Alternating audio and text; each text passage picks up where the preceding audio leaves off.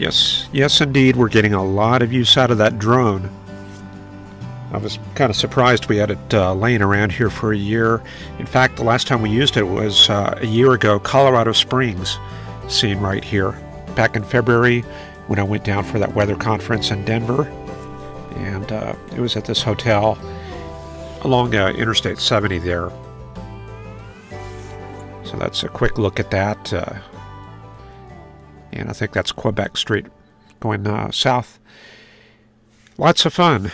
So we're going to be using more and more of this drone, I think, over the next few weeks, few months. And here's what we've got tonight here in Texas. Cold polar high spreading into the state from the north. We've got temperatures below freezing north of the Red River. In fact, we're down to the teens and single digits in Kansas and Nebraska there. Although in Texas it is pretty mild there. And you can see here INSEP Weather Prediction Center, they've got the tail end of the stationary front right there in the high plains, or pretty much right up against the Front Range. Let's take a look around the country. There's the southeast U.S. front coming through Georgia and clearing most of the Florida Panhandle. A couple of troughs ahead of that. And then we've got the northern part of the front coming through upstate New York and Pennsylvania. And temperatures out in the Midwest pretty cold. And we're still getting some freezing rain coming down there at Kankakee. And Chicago's got snow. Wow, 21 in freezing rain. That would indicate a very shallow layer of cold air. That looks a little suspicious there. That could be a faulty precip sensor. So we'd want to look for consistency on that. I think the cold air is definitely, it's got to be very deep through that area at this point. And then a quick look out on the western coast. Looks quiet in California. A bit of an inverted trough up the Pacific coast. And then up in the northwest U.S., looks pretty mild up in that area there. There's the precip there with the outgoing system there in the northeast U.S. And we'll take a look at what's causing that here. These are the pressure, isobars, and thickness. And where we have the southern gradient of the tightest packing, like right here, that's going to indicate where we have a front. So a very extensive front all the way from Newfoundland down to Florida. And then that's pretty much cleared all of Texas. And then it actually recurves northward as a stationary boundary, probably all the way up to Canada, something like that. Now this high pressure area right here, this is the polar Canadian high, bringing cold air southward. And then we have this other plateau high over the western U.S. And that's formed due to the intense radiational cooling of the high deserts in Nevada, Oregon, and Idaho.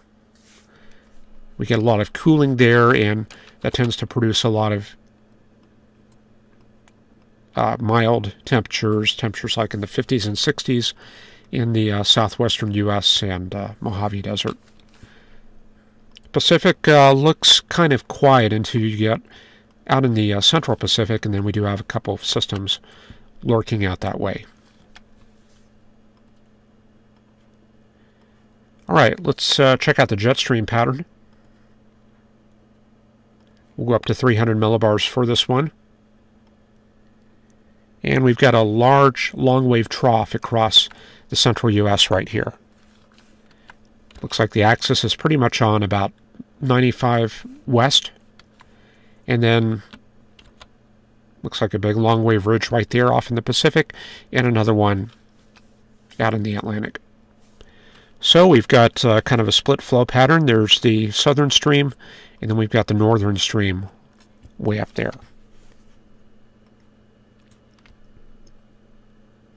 Okay, just taking a look at chat, making sure the microphone is on and everything is good. Probably a good time to go to the satellite. Let me go to that real quick here.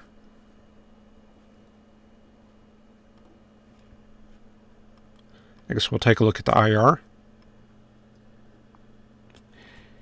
And yeah, this is showing a lot of that cold air spreading down. We saw a lot of this last week.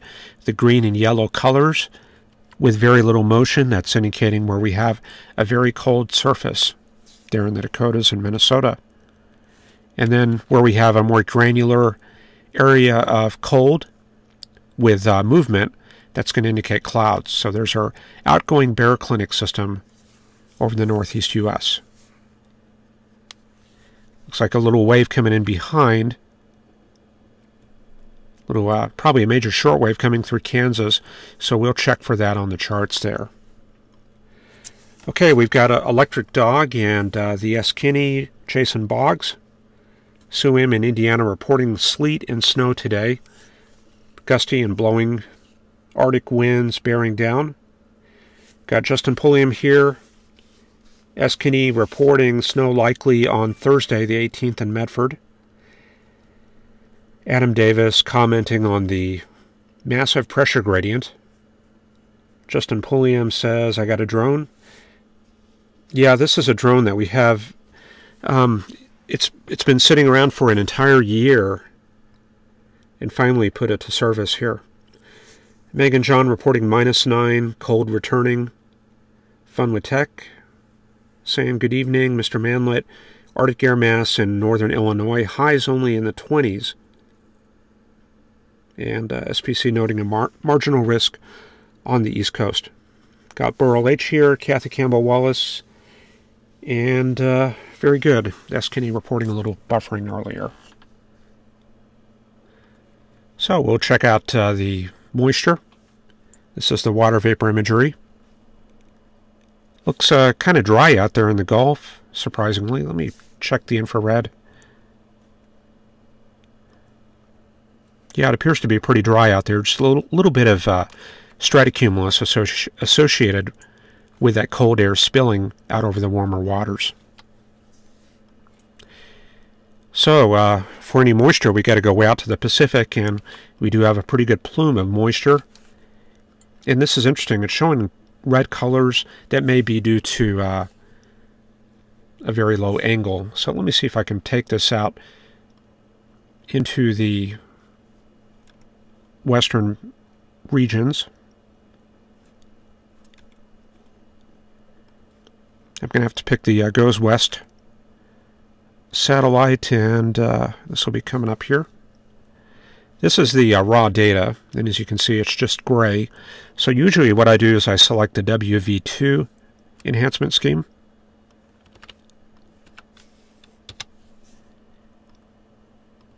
And I think we're good to go here.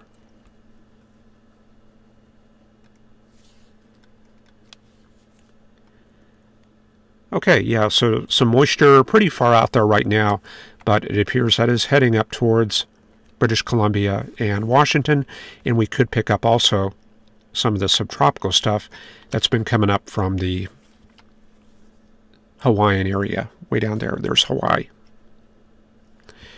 So we're just in between systems right now. The model, we're going to take a look at the precipitable water. So let's see if I've got that up. Yep, sure do. So this is another way we can look at the moisture. And there it is lurking out there. There's Hawaii. So we got one plume right here, a second plume further west, and then we have the main source region a little further south. Pretty long fetch there of strong winds. That's probably good for surfing weather there in Hawaii. That's what they look for. Very long fetches coming from Japan straight across the Pacific. And there's a beach there on Oahu. I forgot what it's called. It's on the north side there, and that's where they catch the bigger waves. Okay, so there's one moisture plume right there. Not much going on with the southeast one. So California is going to be pretty dry until then. Looks like about a quarter of an inch of precipitable water. And then finally the moisture starts moving in around the 16th. So we're talking about Tuesday there. And definitely moisture coming in. Looks like a second plume approaching.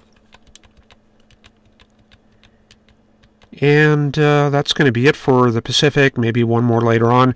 And then let's take a look out east and see what's going on. A lot of moisture coming up the east coast. And there it goes, pulling out into the Atlantic. Some very dry weather for the next week. Looks like the Gulf is starting to get a little active here around Monday and Tuesday.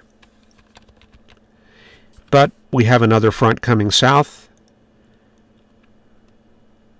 There it is right there. Plows into that tropical moisture, and that just drives it southward. So there it goes. But yeah, some pretty good moisture lurking further south. We've got about 2 to 2 1/4 all the way down in the Caribbean there. But only a little bit of that's going to make it up. Maybe Saturday the 20th. Gets cleared out again, and there's another surge coming up for the 25th there. So for Texas, it's just going to be kind of a succession of cold polar highs and very weak moisture returns coming in. So, yeah, not a whole lot going on, so probably what I'll do is go ahead and put it together here.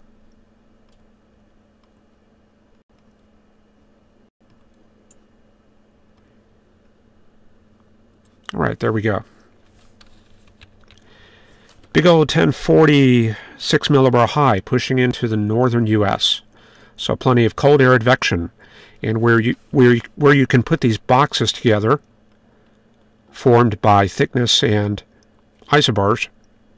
The smaller you can get that box, the stronger the cold air advection. So right here, very tiny boxes in Lake Superior, indicating very strong cold air advection. And you can also use that to delineate the area of significant cold air advection. So basically anywhere in this area here, I can come up with boxes. So there you go. That outlines your cold air advection region. And then on the other side, I do have the colors backwards here, but here is a warm air advection box right there. And that's warm because this is on the west side of this high, which means we have flow out of the south, and that's bringing the warmer air to the north. So a bit of a warm up there for Alberta, western Saskatchewan, and Montana. So elsewhere here in Texas, big old ridge coming in also for the Midwest. Out east, New York and Pennsylvania, we don't have too many viewers out there. I think we've got maybe Jeff Krob there in Maryland, and I'm not sure who else there. But yeah, there's some mixed precip just north of Albany out to Binghamton and down to State College. And then I'll be moving through over the overnight hours and should be out of the picture by tomorrow morning. After that, just high pressure moving in. And now you can see that the cold air advection Sunday morning is focused on this area right here. So now it's along the coast. And now we have warm advection starting on the Great Plains. So this is where our warm-up begins. But up north, here's some more boxes. These are cold air advection boxes. So that indicates the leading edge of a front. There it is right there. That's probably the next front on its way south. So let's watch this next front. A little bit of a plateau high ahead of that, 1034 millibars. And this is coming in for Tuesday into the Dakotas and spreading south rapidly Sunday night into Monday. Driven by a 1050, another strong polar high coming south. And we have snow here where we have this upslope flow. Flow coming around clockwise around that high and pushing humid air up into higher terrain, and we get this low stratus and snow. And then out here we have snow showers due to the high lapse rates in that region, and a little bit of baroclinic lift also. So anyway, this will be spreading south on Monday into the Midwest for late Monday and Tuesday. And looks like the model is coming up with a bit of mixed precip in North Texas, East Texas, and Arkansas for Tuesday, or this is going to be a Monday night into Tuesday. Big 1050 millibar high, and generally 1050 millibars. Any system that is that strong will make it all the way south. And 1060 is about the maximum that we ever see in the lower 48. So yeah, some mixed precip. It doesn't look like it's going to be too heavy, but that could affect the morning commute in some areas. A little bit of baroclinicity right there in the southeast U.S. on Wednesday the 17th. And that front will be coming into Florida too. And then let's look at the long range here. Just cool weather. Another front coming in for Monday the 22nd. You can see that pushing south very quickly there. And yeah, a little wave coming in from the Pacific. We can backtrack this to the 23rd and 22nd. See it right there in California. And it rides on top of this drier air. You can barely see it in the Rocky Mountain region there. And then when it emerges on the other side where we have flow coming up from the Gulf, that's where we get precip, deep precip starting to form in Oklahoma and Kansas there. So right now it's going for the snow line along Interstate 40, but this is almost 300 hours out, so we're probably going to see a lot of changes as far as that forecast goes. It looks like another wave coming on shore. And you can see that crossing the Rockies right here. And let's see, does that emerge? Nope, looks like that disappears. Gets too far up in the dry air, and then we have another one coming in. And there it goes, crossing the southern Rockies and emerging on the other side. There's the cyclogenesis and kind of a southerly frontal system developing there in Texas. Looks a little bit warmer because of the freezing line being way up to the north there. And that's it. That's almost all the way up to February. This is the 28th of January that we're seeing right here. Okay, we'll take one quick look at the mesoscale before we sign off here. This is always interesting to look at. Let's check out the cold air spreading into the northeast U.S.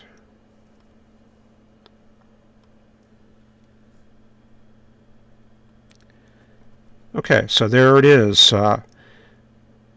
Cold front moving into New York and Pennsylvania. So this is about right now. It's approaching Albany and Scranton and Harrisburg.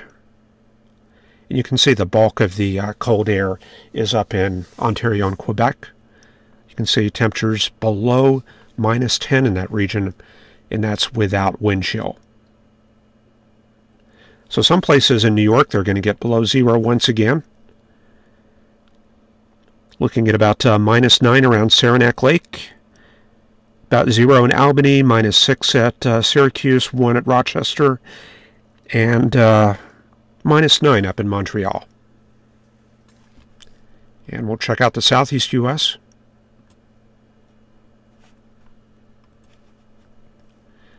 Here comes the cold air coming. Looks like the strongest contrasts are focused on the Atlantic region.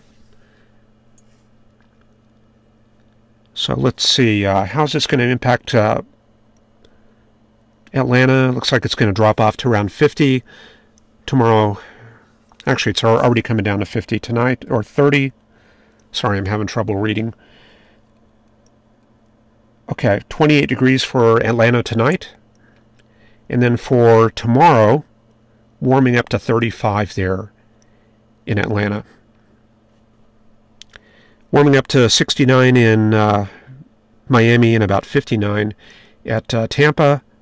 And then cold air coming south. See that right there? So it's going to be freezing all the way down to Tampa, down to Jacksonville, and we're looking at 51 for Miami Sunday morning. And then afternoon temperatures warming up to 66 in Miami and 57 in Tampa. And then a quick look at Texas. There's cold air coming in. Low of about 27 for Saturday morning. Warming up to about 43 during the day. But, the cold air is going to be on its way out. And you can see that warm-up coming for Sunday as we get the southwesterly flow developing in this region right here.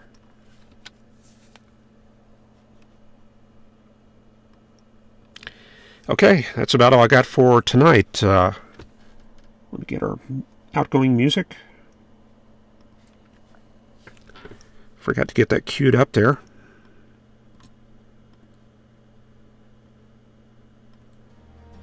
Okay, we're good to go. One quick look at the chat there. Ryan Toomey's just hit the front 4 hours ago. Heavy flight delays in the northeast U.S. Bill Johnson mentioning 40-foot waves there at Waimea Beach. Thanks for that, Bill, there. David Moore saying good evening. Carl Berghoff, he's late. Sorry, Justin, I missed that chart there. Carl Berghoff's going to have to replace some of the weathercast. Ryan mentioning a brutal cold. And that's it. Thanks, I appreciate it. We'll have some more drone footage tomorrow night, and we'll see you then. Take care.